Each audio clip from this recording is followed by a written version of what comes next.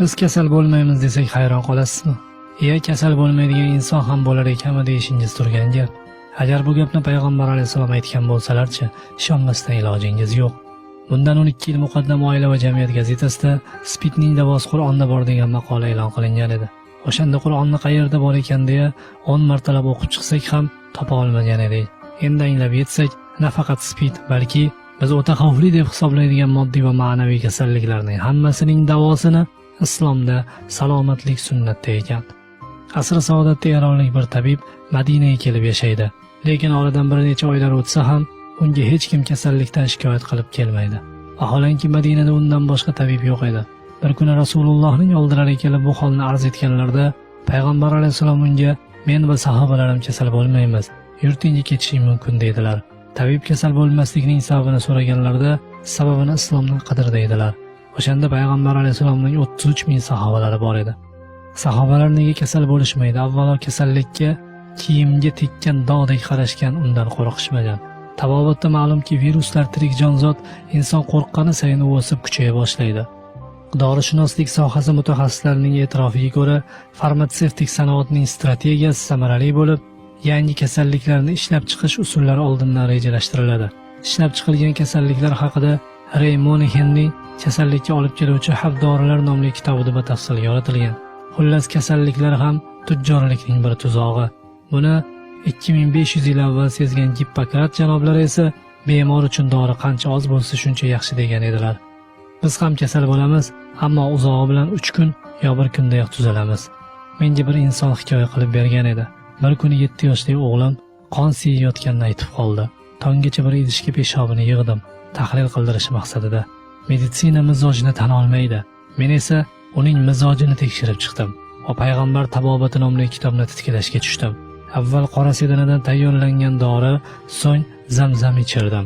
Tonggacha duolarni o'qidim. Ertalab peshobni tahlilga olib chiqdik, lekin hech qanaqa kasallik chiqmadi. Doktor hayron, qon aralash peshobni ko'ryapman, lekin bola mutlaqo soppa-sog' derdi. Meditsina vaqtinchalik tadbir degan edi, Wire Mitchell. Yana bir g'arblik alloma esa har bir kasallik zamirida uning sababi bor. Uni hech qanday dori bartaraf eta olmaydi deydi.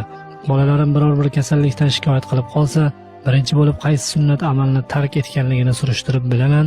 Albatta sunnatlarga amal etilmagan joyda kasalliklar kelib chiqaveradi. Bu chundan ham hech bir dori bilan bartaraf etilmaydigan sabab. Keyin ularni sunnatlarni bilmay tark etgani uchun tavba qilishga va Robbimizdan bizlarni xulqi Qur'on, xulqi sunnat inson bo'lishligimizni so'rab duo qilishlikka buyuraman. Rivoyat qilishlaricha, aziz avliyolardan biri shogirdlar bilan taom pishirib yeyishadi va hammasining qorni og'rib qoladi. Shunda valining biz nega og'rib qoldik degan savoliga ovqatimiz yaxshi pishmagan edi deya javob berishadi shogirdlar. Ustoz esa buning sababi shuki, biz sunnatga muvofiq taom tayyorlamagan edik. Shuning uchun kasal bo'ldik deydilar. G'aflat bilan pishirilgan taom g'aflat va bemorlikni, zikr bilan tayyorlangan esa salomatlik va hushyorlikni boshlab keladi. Hadislarda juma kuni tirnoq olgan kishi 70 xil darddan forig' bo'lishi aytilgan. Biz esa tirnoqlarimizni kebozlarga o'stirib yuramiz. Teri tanosil kasalliklari mutaxassislariga ko'ra, zamburug' kasalligi aynan tirnoq o'stiruvchilarda ko'proq uchraydi. Yana ular ekzema, polimer kasalliklariga chalinmoqdalar. Nega ular kasal? Chunki tirnoq o'stirish sunnatga xilof. Payg'ambar alayhisalom muzdek va qaynoq ichishdan qaytarganlar. Biz esa muzdek va qaynoq ichamiz. Shundan keyin kim kasal bo'lsin? O'z zot nimadan qaytargan bo'lsa qaytib, nimaga buyurgan bo'lsa amal qilsak kasal bo'lmaymiz. Biz ovqatlana turib, ovqat orasida qaynoq qora choydan ho'plab turamiz. Payg'ambar alayhisalom ovqat bilan suvni aralashtirib iste'mol qilmasdan, ovqatlarni bo'lgan suvni 3 bora bo'lib ichishga buyuradilar. Buning zararlarini meditsina quyidagicha isbotlaydi. Hozir hamma kamqonlikdan shikoyat qiladi. Choylar tarkibida tanin moddasi bo'lib, u inson iste'mol qilayotgan ozuqalardagi temirni go'yo bosma qog'oz siyohni shimgani kabi shimib oladi-da, siydik yo'l orqali olib chiqib ketadi. Yana payg'ambar alayhisalom mol go'shti illat, qo'y go'shti hikmat deydilar. Biz ko'proq mol go'shti iste'mol qilamiz. Ichaklar va oshqozondagi sovuq hiltlar, illatlar asosan mol go'shtidan hosil bo'ladi. Oshqozon va ichaklarda qalin kley hosil bo'lib, meditsinada buni shlak deyishadi. U kerakli moddalarni o'ziga so'ra boshlaydi. Natijada asab, yurak oziqsiz kamqonlik surunkali bo'lib ketaveradi. Payg'ambar alayhisalom hojatxonaga bosh kiyimsiz kirishdan qaytarganlar. Sabab boshning o'sha do'ppi berkitib turgan kaftdek qismida jinlarning inson miyasiga kirib, Joylashish uchun yo'llar, kanallar bor. Agar do'ppi kelsa o'sha kanal berkitiladi. Mana yana bir sunnatning hikmati. Bizga juda ko'p xavfli kasalliklar g'arbdan kirib kelmoqda. Olimlar aytishadiki, kimga Qur'on shifo bo'lmasa, Alloh taolo unga shifo bermaydi.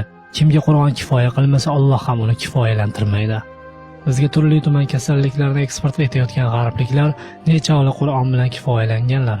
Banda Qur'on bilan yaxshilab davolansa tezda tuzaladi, uning ajoyib ta'sirini ko'radi. Men juda og'ir kasallarni bir kun yo 2 kunda tuzalganlarga guvoh bo'ldim. Alloh taolo kasallikni tushirishdan avval uning atrofiga 10 ta shifoni tushiradi. Tanlash imkoniyatining kengligiga qarang-a, undan 9 tasi halol va bittasi harom bo'lib, juda ko'pchilik haromni tanlaydi. Har bir insonda biologik quvvat qobig'i, aura mavjud. Agar siz har kun tongda, tunda payg'ambar alayhisalom o'qigan duolarni o'qib, maxluqotlarning yomonligidan panoh so'rasangiz, shunchalik mustahkam qo'rg'onga kirasizki, ko'rinmas maxluqotlarning zararlari sizga ta'sir etmaydi. Agar bu sunnatni tark etsangiz, jinlar hujumi yomg'iri ostida qoldim deyavering. Hech bir apparat tanangizdagi jinni ko'rsatib bera olmaydi. Keyin siz shifo izlab folbin va azayimxonga yugurasiz. Bu esa o'sha bitta haromdan bo'lgan shifodir. Birgina misvok ishlatishning o'zida 24 ta salomatlik uchun foyda bor. Aytingchi, yana qaysi bir dorining shuncha qirrasi bo'ladi? Payg'ambar alayhisalom: "Ey Ali, misvok ishlat, zero misvok ishlatishda dining va dunyoing uchun 24 ta foyda bordir" dedilar. Juma kuni g'usl qilishlik sunnat. Pragmatik g'arbliklar buni ham tekshirib ko'rishdi. Tekshiruv natijalaridan shu narsa ma'lum bo'ldiki, inson tanasidagi hamma zararli mikroblar faqat juma kunigina terining ustki qismiga yig'ilar ekan. O'sha kuni g'usl qilishlik bilan siz ularning baridan forig'siz. Men son sanoqsiz ularning orasida ko'pchiligi saraton va bepushtlik kasallarini qora sedana kukuni va asaldan shifo topganiga guvoh bo'lganman. Qora sedanani ezib kukun qilar ekanman, tinimsiz zikr va duoda bo'lardim. Robbim bu dorini kimgaki qadariga tuzalishini bitgan bo'lsang, o'shanga nasib etgan. Ixlossizlarni mendan uzoqlashtir der edim. U hech bir sa'iy harakatni zoyi qilmadi deb hikoyasini tugatadi bizga tanish birodarimiz. Payg'ambar alayhisalom qora sedana o'limdan boshqa barcha dardga davodir deydilar. Buni Ibn Shahab radhiyallohu anhu quyidagicha sharhlaydilar. Hadisdagi har bir dardga davodir iborasi Alloh taoloning ushbu u Parvardigorning amri bilan barcha narsani vayron qilur degan oyatiga muvofiqdir. Ahqof surasi 25-oyat. Aslida bu oyat Ot qavmiga tushgan balo to'g'risida, ammo qora sedananing kuchi inson tanasidagi illatlarni vayron qilib surib chiquvchi kuchga ega ekanligini e'tirof etganlar. Go'yo balo Ot qavmini surib vayron qilgani kabi. Birgina asalning shifo baxshligi to'g'risida Alloh taolo payg'ambar alayhisalom bilan birgalikda 70 ta payg'ambarga xabar tushirdi. Agar asal inson salomatligi uchun shunchalik foydali va shifoli bo'lmasa edi, Alloh 70 ta payg'ambarni ogohlantirarmidi? Qora sedana yog'i bakteriyalarga qarshi muhim ashyo bo'lib, ampitsilin, tetratsiklin, entamitsin, nalidix kislota hammasining kuchi bitta qora donda mavjud. Nega payg'ambar alayhisalom roza tutinglar, sog'ayasizlar deb marhamat etadilar? Chunki odatda ovqatni hazm qilishga sarflanadigan hayotiy quvvat jarohatlangan joyga to'planadi va keraksiz narsalarni chiqarib tashlash va tozalashga yo'naltiradi. Og'ir ovqatni hazm qilish uchun ko'p energiya sarflash lozim. Asab energiyasi arzimas narsalarga sarf bo'lib, miyaning haqqiga xiyonat bo'ladi. Buning natijasida odamlar fikrsiz bo'lib qolishadi. Xulosa shuki, Madinada ishsiz qolgan eronlik tabib islom dini sizlarni kasallikdan himoya qilayotgan ekan. Bu dinni bilmagan yurtdoshlarimning nega ko'p kasal bo'lishlarini endi tushundim deb yurtiga qaytib ketgan ekan.